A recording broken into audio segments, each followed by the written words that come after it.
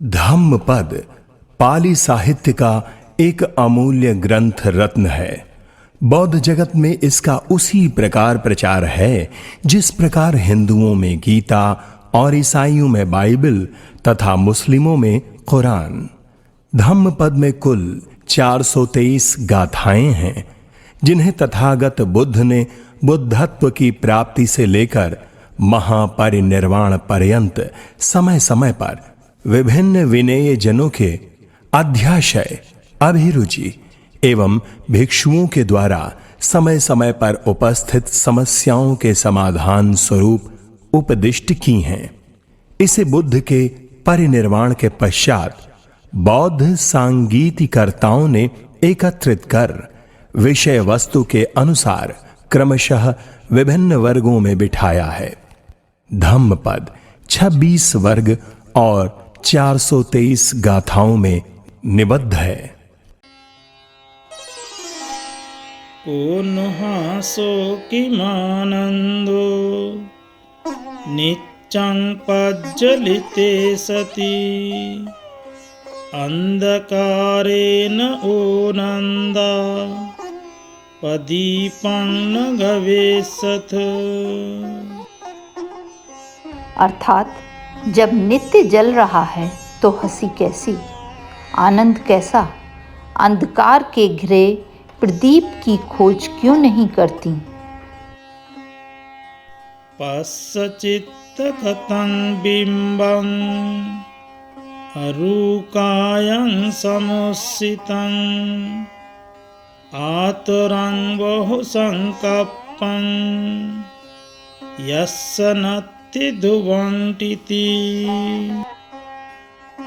अर्थात इस चित्रित शरीर को देखो जो व्रतों से युक्त, फूला, पीड़ित तथा अनेक संकल्पों से युक्त है, जिसकी स्थिति अनित्य है। परिजिन्नमिदं रूपं रोगनिन्दं पवंगुरं भिज्जति पूति संदेहो मरणन्तं हि जीवितं। अर्थात यह रूप जीर्ण, रोगों का घर और भंगुर है। यह गंदा शरीर विनाश को प्राप्त हो जाता है, जीवन मृत्यु पर्यंत होता है। यानि मानि अपत्थानि अलावूनेन सारदे कापोतकानि अट्ठीनि तानि दिशान कारति। अर्थात शरत काल की फेंकी गई लौकी की भांति या कबूतर की सी सफेद हो गई उन हड्डियों को देखकर रति कैसा। अट्ठीनं नगरं गतं मंसलोहितलेपनं यत् जरा च मच्चु च मानो मक्को च ओहितो। अर्थात हड्डियों का नगर बना है जो मांस और रक्त से लेपा गया है, जिससे जरा, मृत्यु, अभिमान और डाह छिपे हुए हैं। जीरन्ति वेराजरता सुचित्ता अथो शरीरं पिजरं उपेति सतं च धम्मो न जरं उपेति संतो हवे सब्बी पवेदयन्ति। अर्थात राजा के सुचित्रित रथ पुराने हो जाते हैं तथा यह शरीर भी पुराना हो जाता है, किंतु संतों का धर्म पुराना नहीं होता। संत लोग संतों से ऐसा ही कहते हैं। अपसुतायं पुरुषो बलिबद्धो वजीरति मंसानि तस्य वड्डन्ति पඤ्ඤातस्स न वर्धति। अर्थात यह अल्पश्रुत पुरुष बैल की तरह बढ़ता है। उसके मांस तो बढ़ते हैं किंतु उसकी प्रज्ञा नहीं बढ़ती। अनेक जाति संसारं संदाविसं अनिविसं गहकारकं गवेशन्तो दुःखा जाति पुनः पुनः गहकारक दिठोसि पुनः गेहं न कहासि सब्बाते फासुका भग्गा गहकूटं विसंखितं विसंखारगतं चित्तं तन्नानं खमज्जगा।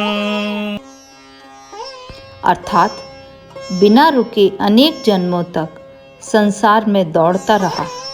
इस काया रूपी ग्रह को बनाने वाले को खोजता रहा और पुनः पुनः दुख अर्थात जन्म के चक्कर में पड़ता रहा।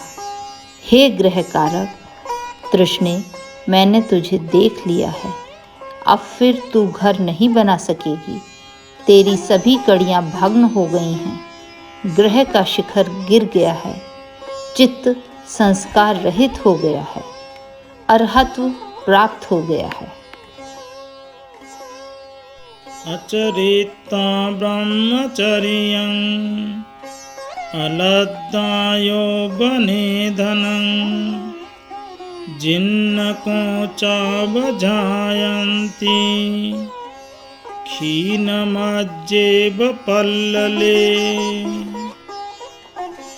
अर्थात ब्रह्मचर्य का बिना पालन किए, जवानी में बिना धन को कमाए मनुष्य मछलियों से क्षीण जलाशय में बड़े क्रौंच पक्षी की भांति वृद्धावस्था में चिंता को प्राप्त होते हैं।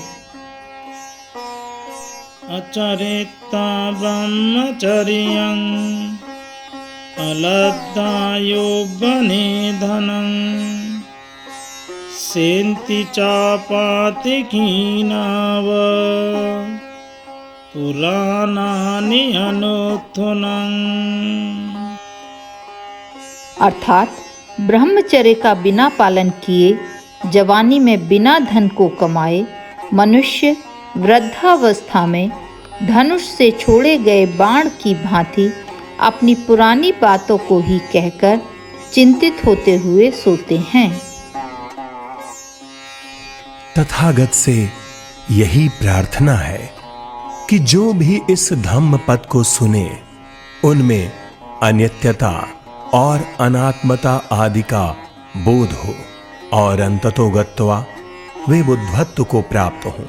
ये संसार ये आर्य जनों से सदा भरा रहे तथा आध्यात्म सद्बुद्धि को प्राप्त करे। संसार सुखमय एवं शांतिमय हो, यही मंगल कामना है। साधु साधु साधु।